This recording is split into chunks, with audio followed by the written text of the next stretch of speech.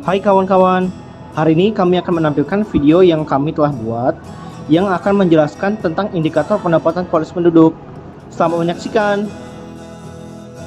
Oke, anggota kelompok kami terdiri dari Aurel, Jericho, Joan, Jose, Marvin, Meisandra, Feren, dan saya Vincent. Jadi, apa sih itu kualitas penduduk?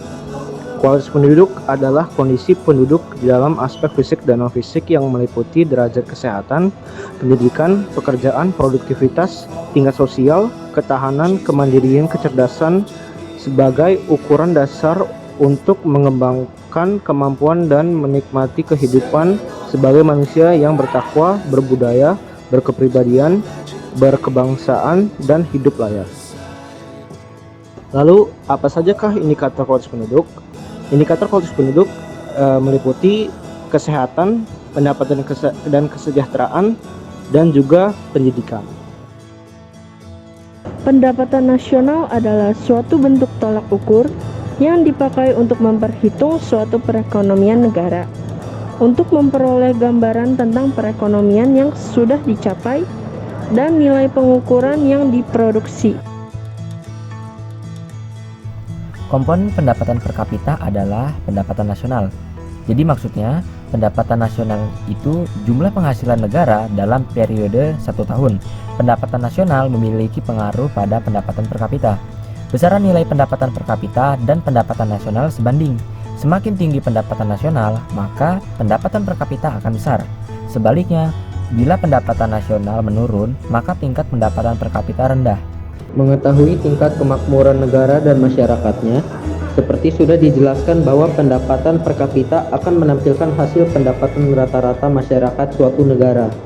Dengan demikian, fungsi pendapatan per kapita adalah mengetahui tingkat kemakmuran negara dan masyarakatnya, karena pendapatan per kapita melibatkan perhitungan penghasilan masyarakat. Oke, jadi ini adalah pengelompokan negara berdasarkan tingkat per kapita per tahunnya. Yang pertama ada kelompok negara berpendapatan tinggi, yaitu di mana suatu negara dikatakan berpenghasilan besar jika pendapatan per kapitanya melebihi 8.335 US dollar. Biasanya kelompok ini berasal dari negara-negara maju. Contohnya itu seperti Singapura, Jepang, Amerika Serikat, dan lain-lain. Yang kedua ada negara berpendapatan menengah ke atas, yang dimana pendapatan per kapitanya itu rata-rata dari 4.046 US dollar sampai 8.335 US dollar. Contoh dari negara-negara ini itu seperti di Eropa, Belgia, Kanada, dan Prancis.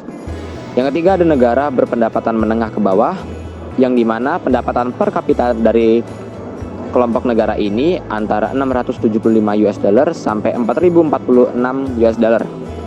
Pendapatan per kapita Indonesia masuk ke dalam kategori ini karena Indonesia pendapatan per kapita ini senilai 3.870 US dollar.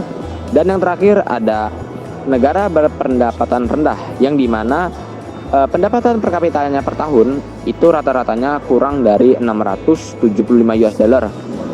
Contoh negaranya itu seperti ada di Afrika, seperti Nigeria, Somalia, Uganda, Ethiopia, dan masih banyak lagi.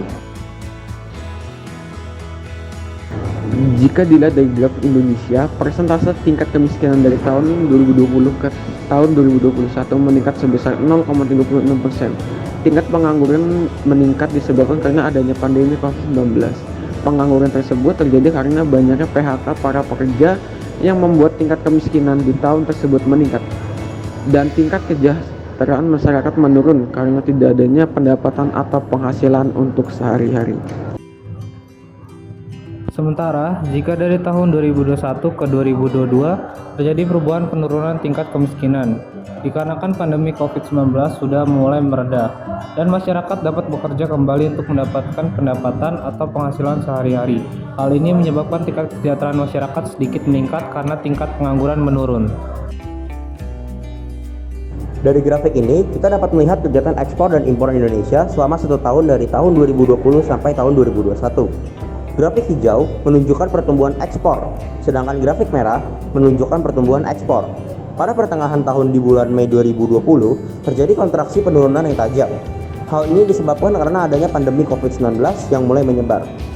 Dilansir dari bisnis.com, Kepala Ekonomi Bank Danamon Wisnuwardana mengatakan wabah pandemi virus corona COVID-19 berdampak langsung pada kinerja ekspor dan impor pada Mei 2020. Sedangkan menurut eJournal.com, mulai pada Februari 2020 terjadi penurunan karena banyak negara yang mengkonfirmasi bahwa warga negaranya terinfeksi COVID-19, sehingga kegiatan impor maupun ekspor dibatasi. Hal tersebut dilakukan untuk mengurangi risiko penyebaran virus COVID-19.